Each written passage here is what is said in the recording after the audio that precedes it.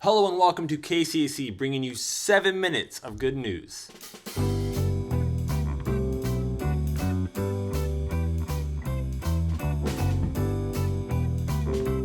A couple things we would like to keep you updated on before we get started. To all our children, every Saturday at 10 a.m., you can virtually join in for lessons, games, and songs. David, he rocked Goliath to a very deep sleep. Good one.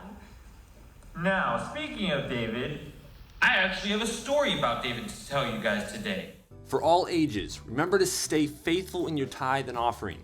You can text to give at 925-266-3398. Remember, God is faithful to faithfulness. Our live stream services are Wednesdays and Sundays and can be viewed by going to cacofconcord.org. Youth, every morning at 8:30 a.m., don't forget to chime in on Instagram Live. And now, a quick announcement from one of our CAC staff members. Whoa, hi there. Hi, camera. So, I just wanted to wish someone very dear to my heart, my mother, my mom, my everything. I love you, Mom. I want to wish you a happy birthday. I know when you see this, it's going to be a little late, but I want to thank you for everything you've done for me, all the food, just everything in general. I hope you have the best birthday and more to come, and thanks. And sorry to interrupt. Happy birthday, Sister Moko. Isn't it funny how easily distracted we can get? What's the color of the sky? What? Kevin, will you test the microphone real quick? Kevin. Huh? It's not just limited to toddlers and young people, but even as adults, there is a struggle to pour all of our attention into one thing at a time. Some people believe that they have mastered the skill known as multitasking. Multitasking is known as the ability to juggle multiple tasks at the same time, without losing track of each individual task.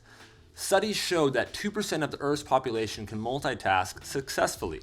Let me give you a few examples of the ways average adults multitask every single day. Texting and driving. You may believe that you have mastered the skill of texting and driving at the same time, but the cars around you beg to differ. You swerve all over the road, go 15 miles an hour under the speed limit, and half of the text you sent autocorrected to something of a foreign language. Also, if the phone is on speakerphone, holding it up to your mouth while driving does not make it hands-free. Driving and eating. You're in a rush and you figure you can eat that big burger and drive at the same time. You realize that eating a burger usually requires 2 hands, but you can do it with 1. You're getting on the freeway and someone cuts you off. You have to tap on your brakes, and now you're wearing your dinner. Cooking while trying to carry on a deep conversation with your best friend. You're in the middle of making a gourmet meal and your best friend calls because she has the scoop for you.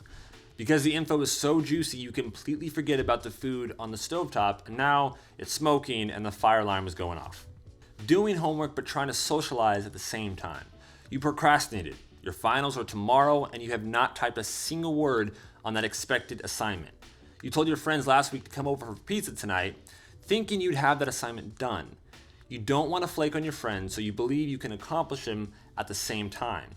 Your friends came and went and still did not type a single paragraph.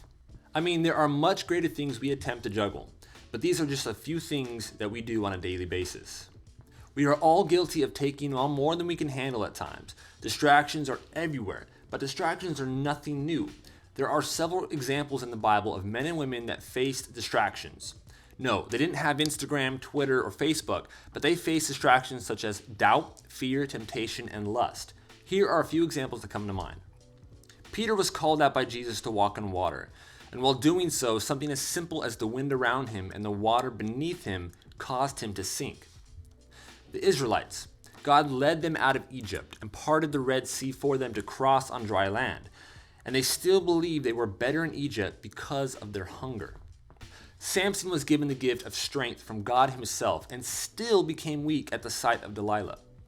Jesus himself prayed, if this cup could pass from me. The pain he was going to endure was overwhelming. Now, let's get to the good news, the bottom line, and the end result. While Peter was sinking, Jesus stretched out his sovereign hand, and Peter focused his eyes on him and him alone. Peter began to walk on water again. The storm around him became instantly irrelevant. The Israelites were hungry, but were given bread from heaven, delivered straight from God. Yes, Samson fell into temptation, lost his strength and even his eyesight. But when he called upon the name of the Lord and said, "O Lord God, remember me. I pray that I may avenge the Philistines for my 2 eyes." The Lord returned Samson's strength, and Samson slayed more Philistines that day than all the Philistines he slayed in his lifetime. Yes, Jesus prayed, "If this cup pass from me." But he goes on to say, "Nevertheless, not my will, but thine will be done." This prayer proclaims his desire to avoid death, hell, and the grave, but also his submission to the purpose. After his prayer, Jesus faced death, but on this journey, a desperate thief hanging on a cross next to Jesus was saved, and several days later, Jesus was resurrected. I say all this to bring this simple thought to you. If we were to give Jesus our entire attention and focus directly on him, making him our focal point, would the surrounding stresses and distractions suddenly fade? I'm not saying we won't have other concerns, but our priorities and perspectives would have to change. Peter's scenario did not change.